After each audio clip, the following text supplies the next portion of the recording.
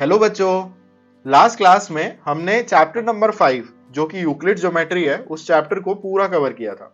उसके हमने जो बेसिक यूक्लिड्स के पोस्टुलेट्स, एक्सियोम्स और उनसे रिलेटेड जो बेसिक क्वेश्चंस एग्जाम में आ सकते हैं उनके बारे में बात की थी। अगर अभी तक आपने उन वीडियोस को नहीं देखा है तो आप ऊपर लगे आई बटन पे क्लिक करके उस वीडियो को अभी व्यू कर सकते हो। आज हम स्टार्ट करने वाले हैं आपकी क्लास 9 मैथमेटिक्स का आखिरी chapter which is statistics. And as usual आप क्योंकि आप वो लकी कैंडिडेट्स हो जो कि इस साल क्लास 9 में पढ़े हो, आपके लिए स्टैटिस्टिक्स का सिलेबस भी रिड्यूस्ड है और इस वजह से you will be learning only a couple of concepts और कुछ बेसिक्स जो आपको हेल्प करेंगे क्लास 10th की स्टैटिस्टिक्स को कवर करने में। So without any delay let's start talking about chapter 12 which is statistics. सबसे पहली बात, स्टैटिस्टिक्स होती क्या है? स्टैटिस्टिक्स आपकी मैथमेटिक्स की वो ब्रांच है जिसमें हम नंबर्स के रिप्रेजेंटेशन की बात करते हैं। नंबर के रिप्रेजेंटेशन से हमारा जो मतलब वो है कि हम नंबर्स को किस तरीके से कलेक्ट कर सकते हैं और ऑर्गेनाइज कर सकते हैं ताकि हम उससे रेलेवेंट इंफॉर्मेशन निकाल सकें। फॉर एन एग्जाम्पल, अगर मैं आपको एक एग्जाम्पल के लिए ऐसे कहूं कि अभी जैसे वोटिंग हुई है, ठीक है, तो वोटिंग में अलग अलग पॉलिटिकल पार्टीज को लोगों ने अलग अलग वोट दिए। अगर मुझे ये डिसाइड करना हो कि इनमें से कौन सी पॉलिटिकल पार्टी जीत रही है, उसके लिए मुझे क्या करना पड़ेगा? मुझे अलग अलग पॉलिटिकल पार्टीज के जो वोट्स हैं उनको अलग अलग रखना पड़ेगा, उनकी काउंटिंग करनी पड़ेगी और जिस काउंटिंग की वैल्यू मैक्सिमम है हम बोलेंगे कि वो पर्टिकुलर पॉलिटिकल पार्टी जीत गई है। सेम कॉन्सेप्ट इस पूरे प्रोसेस को कंबाइन करके स्टैटिस्टिक्स बनाई जाती है। तो स्टैटिस्टिक्स के अंदर there are multiple ways to represent the data in the form of graphs. Graph की फॉर्म में हम अलग अलग तरीके के ग्राफ से डेटा को रिप्रेजेंट करते हैं और उसमें से जो सबसे प्रोमिनेंट टाइप्स है जो आपके क्लास 9 की बुक के अंदर दिए हुए हैं वो ये 3 टाइप्स है। The one is bar graph, histogram and then frequency polygon. तो हम तीनों पे एक एक करके बात करेंगे और तीनों के बीच के डिफरेंसेस को क्लियर करेंगे। तो सबसे पहले हम बात करते हैं बार ग्राफ की। बार ग्राफ क्या होता है? देखो, सबसे पहले तो बार ग्राफ दिखने में कुछ ऐसा होता है जैसा कि आपकी स्क्रीन के ऊपर है। एक ग्राफ पेपर है, उस ग्राफ पेपर पे 2 एक्सिस बनी हुई है। Now axis is what? जो हॉरिजॉन्टल लाइन है जिसके ये ग्राफ स्टार्ट हो रहा है, this line is called x axis. और जो वर्टिकल लाइन है जिस पे ये ग्राफ स्टार्ट हो रहा है, this axis is called Y axis. इन एक्स एक्सिस और वाई एक्सिस के बीच में जो चीज बनी हुई है that is the entire graph. अब इस पर्टिकुलर प्लॉट को बार ग्राफ क्यों कहते हैं? क्योंकि इस प्लॉट के अंदर we can see that there are bars जिनसे इंफॉर्मेशन को शो किया गया है। अब ये बार ग्राफ बनाए किस तरीके से जाते हैं और किस तरीके की प्रॉब्लम्स में इसको यूज करा जाता है? तो बार ग्राफ तब यूज करे जाते हैं when we are representing some discrete data. और डिस्क्रीट डेटा का मतलब क्या हुआ? ऐसा डेटा जिसकी कुछ हम कह सकते हैं कुछ अलग अलग टाइप का डेटा है, कुछ टूटा हुआ डेटा है। इट इज नॉट कंटिन्यूअस, जुड़ा हुआ नहीं है। फॉर एग्जाम्पल, जैसे कि इस पर्टिकुलर ग्राफ में हम देख सकते हैं कि कुछ कंडीशंस, कुछ मेडिकल कंडीशंस के बेसिस पे हमें दिया हुआ है कि फैटेलिटी रेट क्या है। फैटेलिटी रेट मतलब कि डेथ रेट क्या है उस पर्टिकुलर मेडिकल कंडीशन की वजह से। For example, reproductive health conditions की वजह से यही कोई 32-33% जो है वो फैटेलिटी रेट है। न्यूरोसाइकेट्रिक कंडीशंस की वजह से इट इज अराउंड 25%। इंजरीज की वजह से it is close to 12.5%। Cardiovascular conditions की वजह से it is close to 5%। So ये जो सारी चीजें हैं, जो फैक्टर्स हैं अलग अलग एक्स एक्सिस पे, ये सारे एक दूसरे से रिलेटेड नहीं है और साथ ही साथ में ये कंटिन्यूअस भी नहीं है। कंटिन्यूअस नहीं होने का मतलब क्या है? ये ऐसे कोई न्यूमेरिकल रेंज में नहीं है, 0 से 5, 5 से 10, 10 से 15। तो ये तो क्या हुआ, एक कंटिन्यूअस रेंज हो गई। But these are breaked information है, उसको हम जब भी शो करते हैं तब we always use bar graph. Bar graph बनाने का तरीका प्रीटी सिंपल है। बार ग्राफ में लेट्स सपोज आपको एक टेबल दी हुई है और इसको हम एक एग्जाम्पल के थ्रू समझते हैं। लेट्स सपोज हमें एक टेबल दी गई है। इस टेबल में हमें क्या दिया हुआ है? हमें 2 फैक्टर्स दिए हुए हैं। नंबर 1 एज ऑफ स्टूडेंट्स किसी क्लास में जो है, and the second one is count, एक पर्टिकुलर एज ग्रुप के लोग कितने हैं। सो लेट्स सपोज 14 जो एज है उसके लोग है 7, देन देयर आर 15 के 10 है, 16 के 12 है। तो उसको प्लॉट करने के लिए हम सबसे पहले तो क्या करेंगे, हम एक एक्सिस को x पे सिलेक्ट करेंगे और एक को y पे। तो हम अज्यूम करते हैं कि हमने x को तो रखा है एज और y पे रखा है काउंट। हम मार्क्स बनाएंगे, ये मार्क्स एक दूसरे से इक्वल डिस्टेंस पे होंगे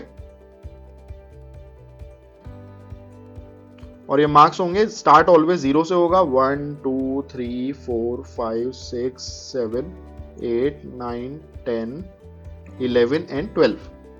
सिमिलरली ऐसे ही मार्क्स होंगे हमारे पास में यहाँ पे 1 2 3 और अज्यूम करते हैं ये आगे तक होगा, फिर यहाँ पर होगा एक कुछ 14, then we'll have 15 and then we'll have 16। अब 14 का काउंट कितना है 7, तो इसका बार हम किस तरीके से ड्रॉ करेंगे, हम 14 के ऊपर 7 हाइट का एक बार ड्रॉ कर देंगे। So this will be your graph which you want to make here. Similarly 15 पे दिस इज 10, तो 15 और 10 यहां कहीं होगा ये। सो यहां पे we'll create a bar with height 10 and make sure जब हम हाइट 10 रख रहे हैं, इन सारे बार्स की जो विड्थ होगी वो विड्थ हमें इक्वली लेनी है। सो अगर इसकी विड्थ हमने 1 सेंटीमीटर ले रखी है तो इसकी विड्थ भी हम 1 ही लेंगे। ऐसा नहीं है एक को 1 बना दिया, एक को बड़ा बना दिया, एक को छोटा। The measurement has to be pretty precise.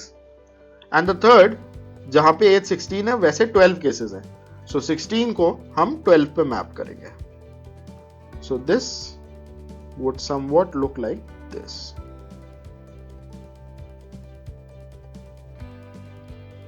So that's how you can create a bar graph. ये तो हुआ टाइप 1। अब बात करते हैं हम सेकेंड टाइप ऑफ प्लॉट की, विच इज कॉल्ड हिस्टोग्राम। अब हिस्टोग्राम क्या होता है, बार ग्राफ को यूज करा जाता है डिस्क्रीट वैल्यूज के लिए, लेकिन लेट्स सपोज अगर हमारे पास में वैल्यूज डिस्क्रीट ना हो, कंटिन्यूअस हो, तो उस केस में जो प्लॉट हम बनाते हैं that is called a histogram. तो जैसे कि फॉर एन एग्जांपल अगर हम इस प्लॉट को देखें तो हम देख रहे हैं यहां पर कि ये जो बार्स हैं ये एक दूसरे के साथ में जुड़े हुए हैं, राइट। और जुड़े हुए इसलिए हैं क्योंकि ये कंटिन्यूअस रेंज में है। 60 से 65 में जो वैल्यू है दैट इज अराउंड 3, 65 टू 70 में इट इज अगेन 3, 70 टू 75 में इट इज 8, 75 टू 80 में it is 10 and so on.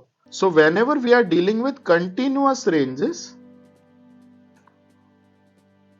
We use a histogram. Continuous range है तो हिस्टोग्राम यूज करेंगे। और हिस्टोग्राम बनाने का तरीका that is again pretty simple. So यहां पे भी हम एक एग्जांपल ले लेते हैं। So let's suppose we are given a table. इस टेबल में हमें क्या दिया हुआ है, एज रेंज दी हुई है और अगेन वही फ्रीक्वेंसी दी हुई है।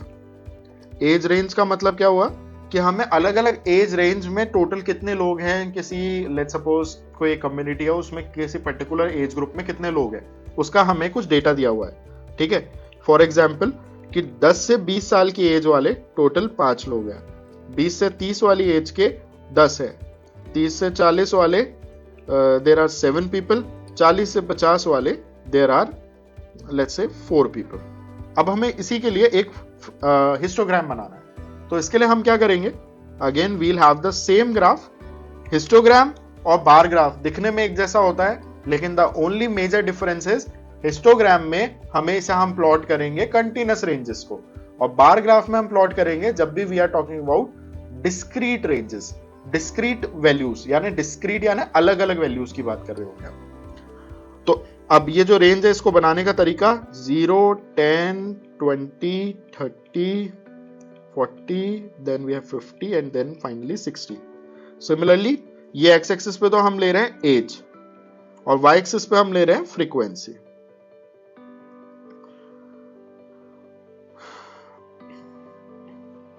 So this is 1, 2, 3.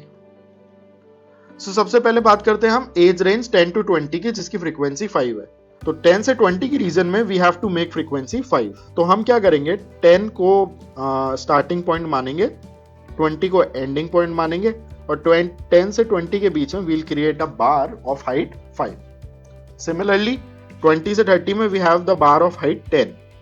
तो ये हो गया हमारा 20 से लेकर 30, 20 से स्टार्ट होगा 30 पे खत्म होगा और we will have a bar. Second 30 to 40 we have 7 cases. So 30 to 40 में we'll be marking it out at 7.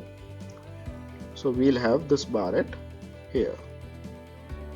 Then 40 to 50 we have 4 cases. So 40 to 50 में it will be somewhat here. ये होगा. तो यहाँ पे अगर हम देखें तो ये बार्स अभी भी बार्स ही बने, लेकिन ये एक दूसरे से जुड़े हुए हैं and they are sticking to each other. That is why it is a histogram. Finally, let's talk about the final type of graph which is called frequency polygon. और frequency polygon क्या होता है? Frequency polygon actually में एक line chart होता है, ठीक है. बाकी दोनों they were bar graphs, उसमें हम bars draw करते हैं. Frequency polygon में हम line के थ्रू किसी भी एक पर्टिकुलर केस की फ्रीक्वेंसी को शो करने का ट्राई करते हैं. It somewhat look like this. और इसको रीड करने का तरीका होता है कि ये जो भी आइटम था, लेट्स सपोज जो 45 पे आइटम था, उस 45 वाले आइटम की जो वैल्यू है this is somewhere here, let's say it is 2. Similarly 55 वाले जो आइटम था इसकी जो फ्रीक्वेंसी है it is somewhere here, let's say this is 10. तो इस तरीके से इसको रीड किया जाता है. और इसको बनाने का तरीका it is very simple. So let's say हमारे पास में एक टेबल दी हुई है.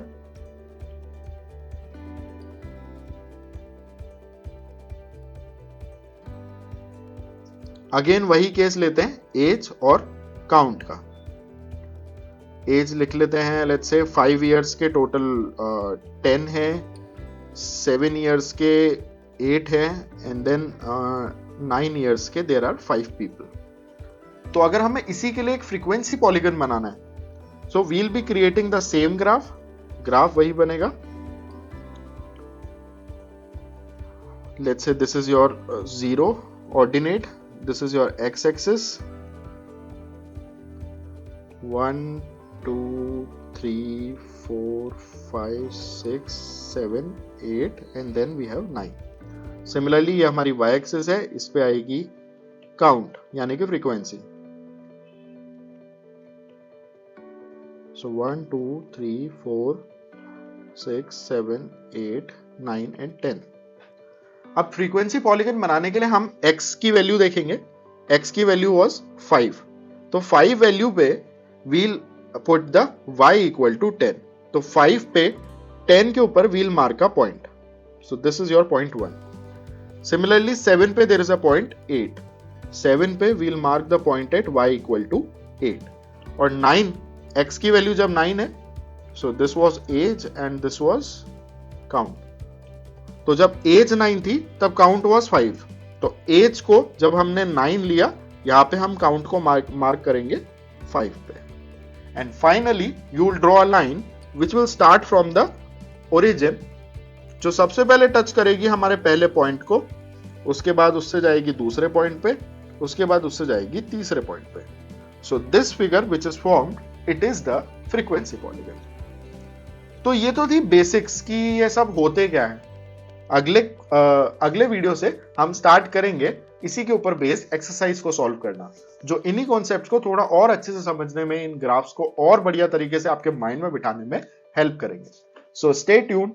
और अगर आपको हमारा कंटेंट अच्छा लगता है तो don't forget to like and share our video and subscribe our channel. Thank you.